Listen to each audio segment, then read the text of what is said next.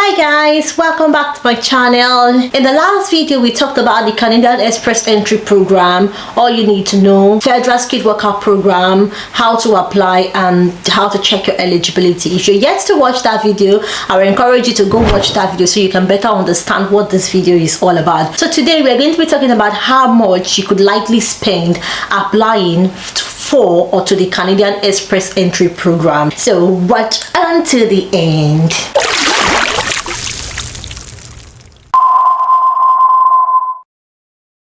Hi guys, if you see me for the first time, you're welcome to Discover with Deb and welcome back to my subscribers. On this channel I talk about ideas and opportunities through which you can advance your life and achieve your dreams, either through education, career growth, immigration, nursing licensing and healthcare licensing in other parts of the world, life in Dubai, in the United Kingdom, in the USA and in Nigeria as well. If all these topics are topics that you will be interested in, I will encourage you to consider subscribing to this channel and don't forget to click on the bell notification so you'll be notified each time I upload a new video. So guys, how much are you likely to spend applying to the Canadian Express Entry program? I'm going to talk about various things that you might need to do. So number one, if you want to travel abroad, you need to get your international passport, or if you already have your international passport, so that is out of the way. But if you have and you plan traveling with your family and your family do not have, you will need to get passport for every member of your family so you can all travel together. So you calculate that,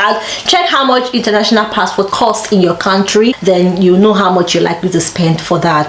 The second thing you will need to spend money on is your educational credential assessment, also called ECA. Why do you need to do an educational credential assessment? You need to do an educational credential assessment to ascertain that the certificate you have in your home country is equivalent to a Canadian's degree or certificate of the same level. For example, if you have a master's degree, you need to verify that your master's degree is equivalent to a master's degree in the same course or profession in Canada.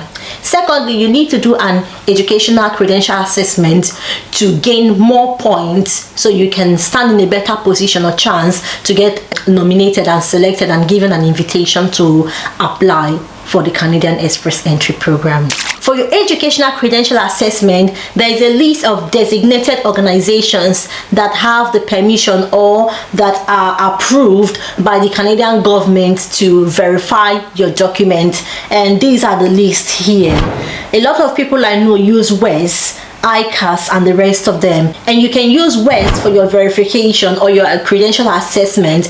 If you're using WES, the cost of WES is $240 Canadian dollars, and this price does not include delivery fees if you need to send a paper report. This is just for the electronic reports. Also, if you're verifying your documents, you will need to collect your certificates or your transcript from your higher institution or from your school, and most schools are going to be charging you to issue a transcript. So if your school is charging you to issue a transcript, you have to add that charge to the amount of money you need to spend. You have to add it to the $240, then you know how much. Mind you, if you are a professional under a regulated professional body, what I mean is if you have a professional body that regulates your profession, you would need to get your documents or your credentials assessed by approved credential assessment organization of your profession. For example, if you're a nurse, a pharmacist, a doctor, a lawyer, or any profession that is regulated, you have to find out from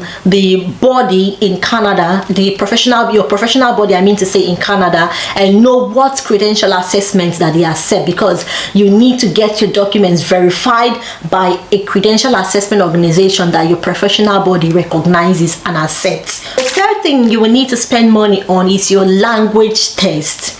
Your language test, you can do the IELTS or you can do the TEF. Whichever one you do, just make sure that you aim to score very high. For the sake of this video, I'm just going to use two countries as my example. So I'm going to be using Nigeria and India. If you're taking your IELTS in Nigeria, IELTS in Nigeria at the moment is about 116,000 naira. That's over 100,000 naira. and in India is about 16,250 Indian rupees. So that depends on the country that you'll be sitting for your English language examination, and ensure that you sit for the IELTS general, not the academic version. All right, if you're going to be taking the TEF or the TEF, you also have to find out how much that is going to cost in your country, and you have to pay that amount of money. So you calculate that, add that. I hope you have your pen and paper, so you're writing down everything you need to do, so you can calculate all the amount of money. They say count your costs before you begin, so you can have an idea of how much you are likely to spend applying to the express entry program. You also need to spend money on your police clearance certificate. Just take note that you don't need all the documents initially to create and submit your express entry profile. You need some documents initially, whereas others you will need them later on, and you have to spend some other money later on after you've submitted your express entry profile and you're given an invitation to apply. Then you can go ahead to spend other amounts of money, for example your police clearance and the others I'm going to be mentioning. You know how much your police clearance certificate costs. It depends on the country you're applying from. I think Nigeria at the moment is about 30,000 naira, and I heard it's been applied online. And then if you're from India, Philippines, Kenya, Uganda, Ghana, you know how much. You're Pakistan, you know how much you're likely to spend applying for your police clearance certificate. You also need to pay some fees to the Canadian government. That's after you have been nominated and given an invitation to apply. Some of the fees you need to pay is your biometric fee. You need to do your biometric, and that costs about 85 Canadian dollars for each individual going for the biometric. So if you're a family of 4, a family of 2, so 85 Canadian dollars times the number of people that we pay submitting their biometric. You also have to pay your application processing fee and your right of permanent residence fee. Everything amounts to 1,365 Canadian dollars for each adult. So if you're a family of 2 adults, multiply that amount of money times 2. That's the amount of money you have to pay to the Canadian government. And then if you have children, for each child, if you include each child, you're going to be paying 230 Canadian dollars for each child. Also, we have the proof of funds. This amount of money, this is not something you're going to be spending, but you need to have this money in your account to prove for the Canadian government that you have enough money to sustain yourself. And if you have family and your family wise in Canada during the initial stages of your being in Canada, wanting to cover your rent, transportation, feeding, and some other things you might need money for in Canada.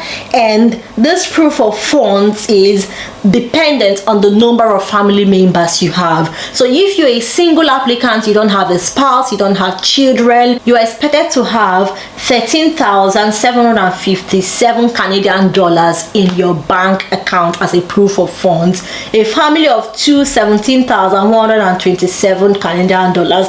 Family of 3, 21,055 Canadian dollars. 4, 25,000, over 25,000, 528. So all of them are there. So these are the amount of money you need as a proof of fund, dependent on the size of your family. So guys, if you factor transportation, calls, and blah blah blah blah blah, email, data, and the rest of them, add everything together, so you just have like a rough estimate of how much you might need to spend for your Canadian Express Entry application. So guys, the truth is, this is not in a way to scare you. It's just for you to know what you're about getting yourself into if you want to apply to the Express Entry program. But if you know that the Express Entry program is what you would like to go for, then don't be afraid. You have to chase your dream and push harder and try your best to achieve your dreams. And I wish you success as you do so. So guys, if you have any questions for me, you can go ahead to ask your questions. I do not know everything. I do not claim to know everything. I'll try my best to answer as much questions as I can.